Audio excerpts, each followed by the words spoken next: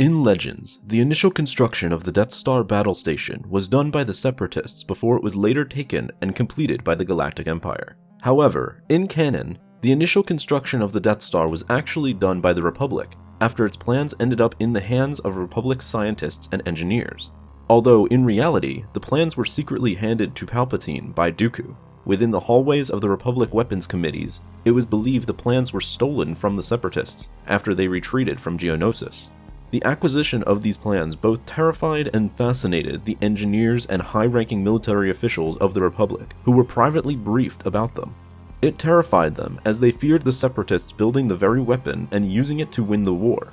It fascinated them as they believed they were capable of building the weapon first and using it to win the war for themselves. It essentially sparked a secret arms race mindset inside the Republic, which is possibly what Palpatine had hoped for after he leaked the plans. Multiple meetings were held in the Republic Center for Military Operations to discuss the logistics of constructing such a weapon, and later the progress of it once it was approved for construction. Only the inner core of the Republic's greatest minds and most politically influential were allowed in these meetings, including Masameda, Dr. Grubacher, Orson Krennic, and of course Palpatine himself. Everyone who attended the meetings had to sign an oath of secrecy of everything discussed.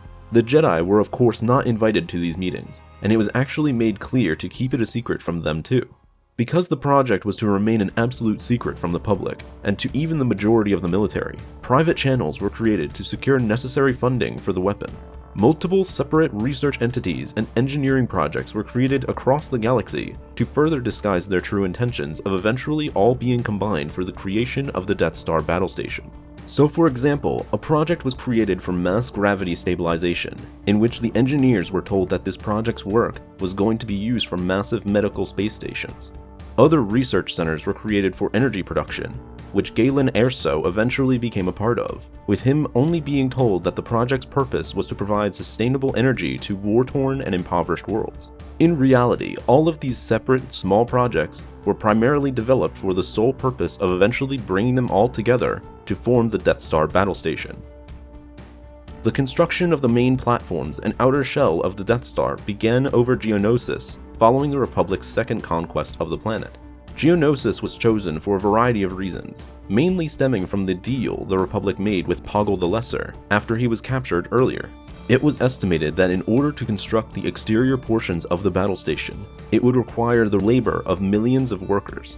In hopes of keeping the cost down and keeping the project a secret, the Republic negotiated with Poggle the Lesser to have the tens of millions of Geonosians that obeyed his rule do the strenuous physical labor in exchange for his freedom. He accepted the deal, and thus construction started over Geonosis. Other benefits of having the construction take place over the Red Planet was the abundance of raw material among the rings in orbit that was easily accessible to be used for the battle station's construction.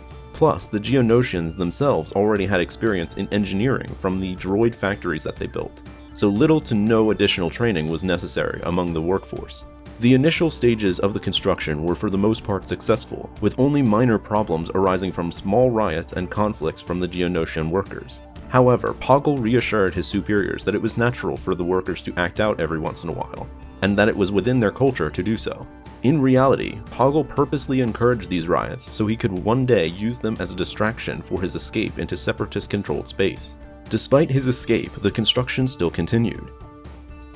Nearing the third year of the Clone Wars, a war that continued to devastate countless worlds and bankrupt the Republic, higher-ups began to get desperate in finding ways to end the galactic-wide conflict. On top of fears of the Separatists creating their own planet-destroying weapon, most people believed the war would go on for decades. As a result, serious talks were taken among high Republic officials about using the Death Star immediately after it was completed to destroy the Separatist capital planet, in hopes of it being enough to end the war. Though of course, the war never went on for decades, lasting only about 3 years. After the creation of the Empire, no evidence of a Separatist Death Star construction site was found. Nonetheless, the construction of the original battle station continued under Imperial supervision. Thanks for watching this episode of The Lore Master. Be sure to subscribe for more Star Wars lore videos like these in the future. And may the Force be with you.